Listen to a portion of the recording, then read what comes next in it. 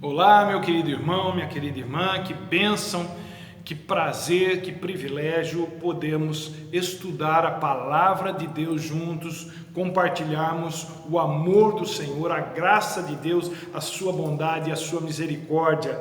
É isso que nós vamos fazer, mas antes queremos orar para que Deus, através do seu Santo Espírito, possa encher a nossa mente de uma visão que a gente possa enxergar a profundeza da palavra do Senhor para nós. Vamos orar. Senhor, nosso Deus e nosso Pai, muito obrigado, Deus, pelo privilégio, pelo dom da vida, pelo dom da salvação, pela esperança que existe em nós através do Teu Espírito, de que um dia nós estaremos desfrutando das riquezas espirituais, da Tua presença, face a face. Ó Pai, louvado seja, engrandecido seja o Teu nome. Pedimos que, enquanto esse dia não chega, ó Deus, que o Senhor tenha misericórdia de nós, do Teu povo, dos habitantes da terra, Pai, e coloque a Tua mão e não permita que o pior, ó Deus, tome conta de nós. Que, Pai, tudo isso que tem acontecido não traga ainda consequências piores para a humanidade. Pai, ajuda-nos, dá-nos força, dá-nos vigor, dá-nos esperança, dá-nos segurança, ó Deus, em nome de Jesus, e que a mão do Senhor esteja sobre cada um de nós, sobre essa vida que está do outro lado do vídeo, ó Deus, nos assistindo, que o Senhor derrame toda sorte de bênçãos. E nós oramos assim, no nome de Jesus. Amém e amém. O texto que eu escolhi para nós meditarmos hoje se encontra no Salmo 112. Salmo 112, versículos 7 e 8. Diz o seguinte: o justo não temerá más notícias. Seu coração está firme, confiante no Senhor. O seu coração está seguro e nada temerá, porque no final verá a derrota dos seus adversários. Amém. Por mais que se queira ser ou parecer durão ou durona, inabalável, notícias ruins não caem bem para ninguém. Essa semana tem sido uma semana de muitas notícias difíceis para as pessoas da nossa comunidade, inclusive para mim. Ninguém consegue ficar impassível diante de uma notícia perturbadora, inesperada, desagradável. Aquele primeiro contato com um fato ruim desestrutura qualquer um, mesmo que seja por pouco tempo. Aquela expressão popular, não é, que as pessoas usam para consolar os outros: você precisa ser forte. Esse tipo de consolo, para quem está convivendo com a notícia ou com a realidade de uma notícia ruim, não deve ser entendido como não chore, ou não sofra, ou deixe isso para lá. A Bíblia nos mostra, através da vida de homens e mulheres que tiveram que lidar com a dor e com o sofrimento causado por notícias ruins, a Bíblia nos mostra que essas pessoas não mascararam, não fingiram seus sentimentos. Pelo contrário, a palavra de Deus nos mostra como agir a partir deles. Como eu disse, esses últimos dias têm sido bem pesados, não é? Ainda essa manhã, estudando a palavra de Deus, eu escutei uma pessoa sendo baleada em frente da minha casa. E a gente fica apavorado com essas coisas, não com medo da morte, mas com o que o ser humano é capaz de fazer. Com as notícias ruins para aquela família que teve um membro da sua casa morto a notícia é terrível. Então, essa enxurrada de notícias e probabilidades ruins não são nada boas para ninguém, não é? Acontecimentos inesperados bateram à nossa porta. É muito mais fácil lidar com isso quando acontece na vida dos outros, quando a notícia é de longe, mas quando acontece no nosso convívio, a perspectiva muda, é outra, a dor é outra. A verdade é que falar sempre foi mais fácil do que viver o que se fala. O famoso falar da boca para fora é uma verdade incontestável nesse sentido, porque não há quem possa receber uma má notícia sem se abalar, sem se sentir ameaçado, sem se sentir sem chão, sem se sentir triste, sem ficar mal.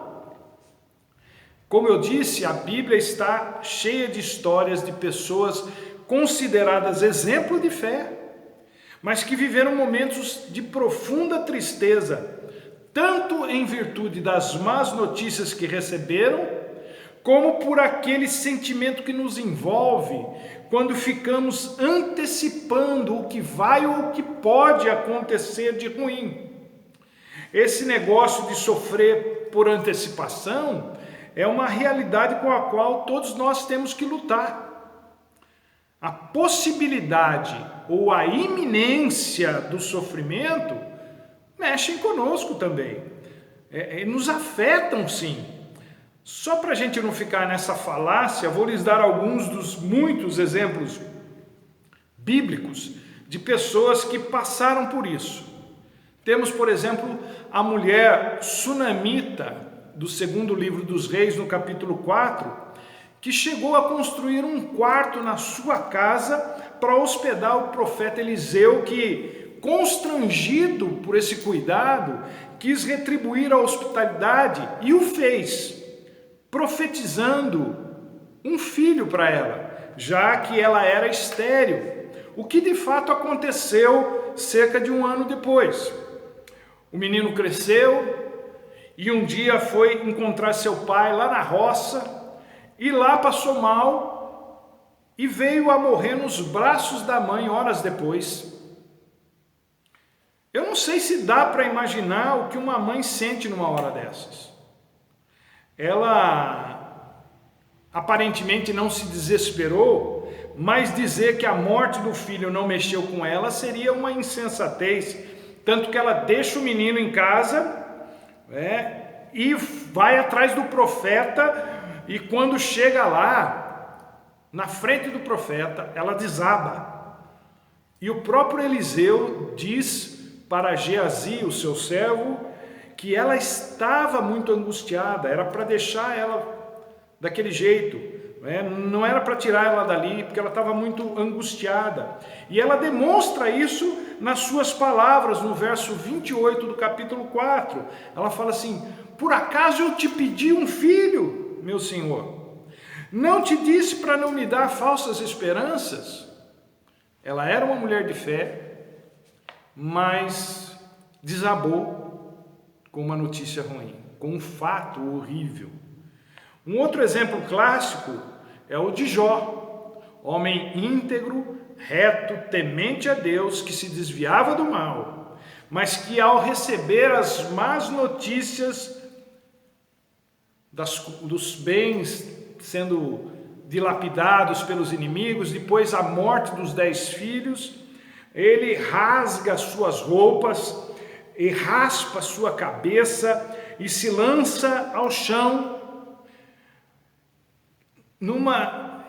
São atitudes que na época e naquela cultura demonstravam sua profunda tristeza. E lá no capítulo 3 do livro que leva seu nome, no versículo 25, ele desabafa e confessa o seu pesar com uma frase de arrepiar. Ele diz assim: o mal que eu temia me sobreveio, o que eu receava me aconteceu. E ele passou por um sofrimento emocional, psicológico, físico e espiritual muito grande, mas Deus o consolou e restituiu-lhe os bens, a saúde, e lhe deu outros 10 filhos. No Novo Testamento temos Jairo, que vai pedir socorro para Jesus, porque a sua filha estava doente, e nesse ínterim, enquanto ele vai até Jesus, a filha dele morre e alguns parentes vêm avisá-lo que não adiantava mais incomodar o mestre. Nada mais desesperador do que o sentimento de impotência ao ver alguém que você ama morrendo e você não poder fazer nada. Mas quem vai a Jesus não fica sem resposta. E a resposta de Jesus a Jairo foi: não temas, crê somente. Marcos capítulo 5, verso 36. E por que não citar o próprio Jesus, que recebeu a notícia da morte de João Batista e depois de Lázaro, seu amigo? Um dos versículos mais conhecidos, considerado o mais curto das Escrituras, é exatamente relacionado a Lázaro. Jesus chorou. Jesus, inclusive, sentiu na pele a angústia da antecipação do sofrimento. Lá no Getsêmani, em Marcos, no capítulo 14, dos versos 32 a 35, diz que ele suou gotas de sangue antes mesmo de ser preso e passar pelo sofrimento, pela tortura, ou pelas torturas e pela cruz.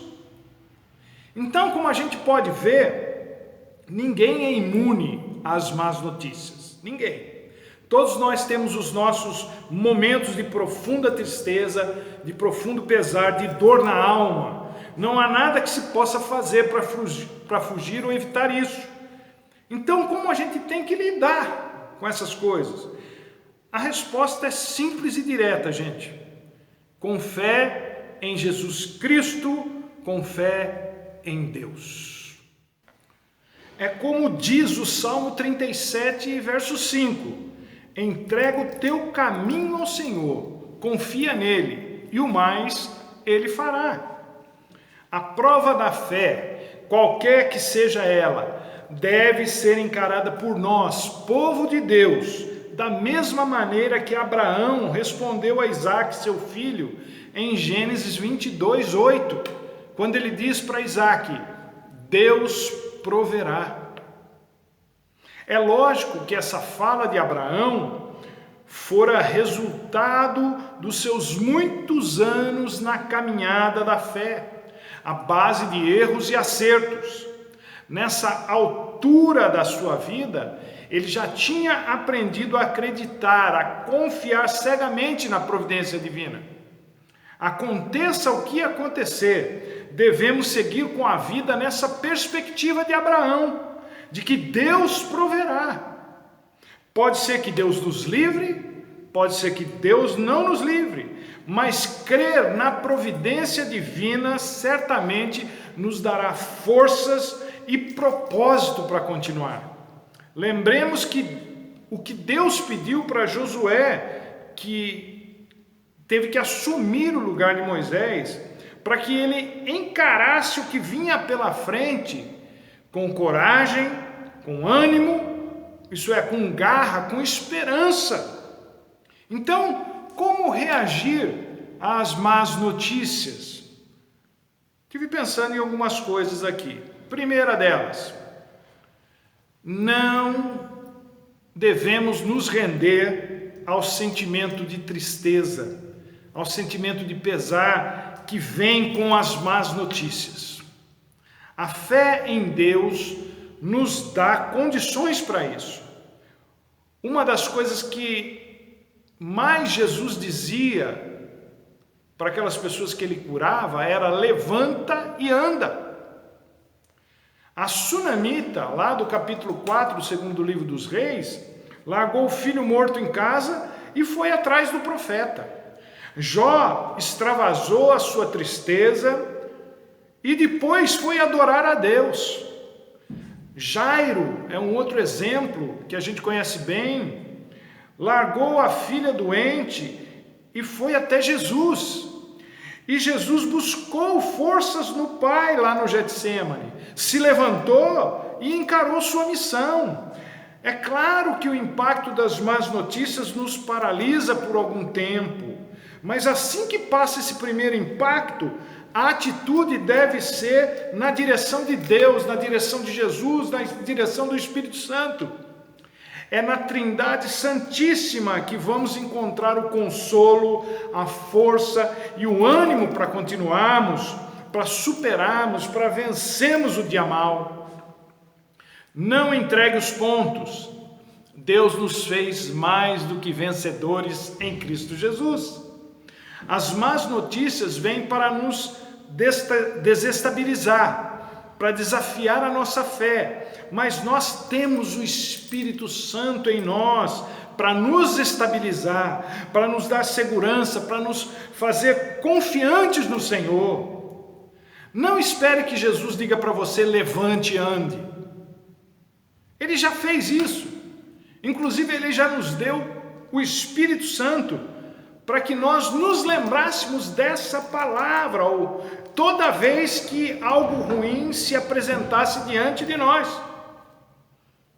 algo que nos quisesse fazer ficar para baixo. A gente deve sempre lembrar dessas palavras de Jesus: levanta e anda, continua, ainda não acabou. Como é que a gente tem que lidar com as más notícias? A segunda coisa, a gente precisa entender que pouquíssimas pessoas se preocupam de verdade com o que as notícias nos causam. Mas Deus realmente se importa. Muita gente fica preocupada com as más notícias. Deus se preocupa conosco. Quando chegaram para Jairo e disseram que a filha dele estava morta e que ele não deveria mais incomodar o mestre, Jesus nem deu bola para essas pessoas. Ele olhou para Jairo e disse, numa tradução livre, não deixe que isso te aflija, creia naquele a quem você veio pedir ajuda. Essa palavra de Jesus ecoa através dos séculos para todos nós. Não deixem que as más notícias se apoderem de vocês, porque eu, Jesus, estou com vocês e tenho poder tanto para reverter a situação, quanto para sustentá-los quando vocês tiverem que passar pela tribulação, qualquer que seja ela. Não confiem nas notícias, Jesus está dizendo, confiem em mim. Não tenham medo, tenham fé. É isso que Jesus estava dizendo para Jairo, porque para cada notícia ruim que nos chega, Deus tem uma palavra de esperança. Deus é o maior incentivador da vida que possa existir. Ele não só tem o poder para intervir de alguma maneira, como a presença dele em si já é um conforto. Só dele estar junto, a situação muda. Só da gente perceber, tomar consciência de que Deus está conosco, as coisas têm outra presença, têm outro brilho, tem outra aparência. E por último, quando as más notícias chegarem, elas chegam toda hora, confie que Deus sabe o que está fazendo e não confie naquilo que você acha que deve ser feito. É interessante como nós construímos nossas estratégias para a solução dos problemas que nos afligem, e é sempre pelo caminho mais fácil, pelo caminho mais rápido e da maneira mais indolor possível. Mas os caminhos e os pensamentos de Deus são mais altos do que os nossos, diz o próprio Deus, através de Isaías, no capítulo 55. Isso significa que ele pode ver o que a gente não consegue, e que, portanto, o que ele faz e do jeito que faz, não só traz benefícios a você, como a todos os que estão envolvidos. O que a gente faz e do jeito que faz, só tem a ver conosco mesmo. Isso é, a gente só pensa na gente. Deus não. Jesus, que já sabia o que ia fazer e o que ia acontecer na casa de Jairo, deu de si mesmo para uma outra pessoa, para uma mulher que sofria de uma hemorragia no meio do caminho, indo para a casa de Jairo. Jesus para atender uma mulher, o que muita gente classificaria como uma parada inapropriada face ao desespero de Jairo. Tem gente que pensa que Deus parece que não tem pressa, mas não é esse o problema. Ele não teria pressa mesmo, porque não há nada que ele não possa fazer ou reverter. Nem a morte pode se manter quando Deus chega. Nenhum quadro, por pior que seja, pode se manter quando Jesus chega. Na presença de Jesus tudo muda. Quando Deus se revela, tudo muda. Na presença gloriosa do Senhor Jesus, o morto volta à vida, o doente é curado e o desesperado encontra paz, mesmo que o quadro não mude, mesmo que o milagre não aconteça, porque não é a solução do problema que nos dá plena satisfação.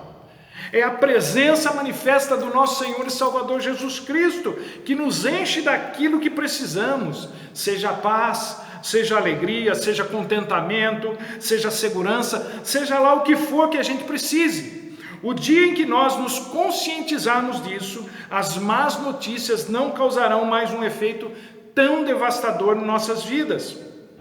O mal que nos acomete não é provocado por Deus, mas Ele sabe exatamente o que fazer e como fazer a partir daquilo que estamos enfrentando, para que a maldição seja transformada em bênção para as nossas vidas. As más notícias não são as últimas palavras na vida do Filho de Deus, da Filha de Deus. As últimas palavras na vida do povo de Deus, da família de Deus, são palavras de vida e vida eterna. Na vida de quem crê no Senhor Jesus, não faltarão os milagres, nem o consolo, nem a paz, nem o ânimo, nem o vigor, nem a esperança, e nem a fé, e nem o amor para nos impulsionar para um novo amanhã. Jó creu que as boas notícias chegariam, e chegaram. A sunamita creu que receberia uma boa notícia da parte do profeta, e recebeu. Jairo creu em Jesus face à notícia da morte da filha, e viu-a levantar-se como se estivesse apenas dormindo e não morta. É claro que nem sempre as coisas terminam assim, com um milagre, mas se não houver milagre, esteja certo de uma coisa, meu querido, minha querida: a presença de Jesus, que é sim vital, muito mais do que qualquer milagre, essa presença vai te sustentar, vai te dar forças, vai te levantar, e você vai viver para a glória de Deus. A nossa vida não termina com más notícias, a nossa vida se torna vida abundante com uma boa, na verdade com a melhor notícia que poderíamos ter: Jesus Cristo está vivo e presente, o que torna tudo à nossa volta sem brilho e sem qualquer efeito ruim em nós. Más notícias se combate com boas notícias. Deixa eu enumerar umas 3 ou 4 para vocês do que a Bíblia diz, para a gente terminar. Nem olhos viram, nem ouvidos ouviram, nem jamais penetrou no coração de homem algum o que Deus tem preparado para aqueles que o amam. Diz Paulo na sua primeira carta aos Coríntios, capítulo 9, e o verso 10 diz assim: mas Deus as revelou a nós pelo seu Espírito.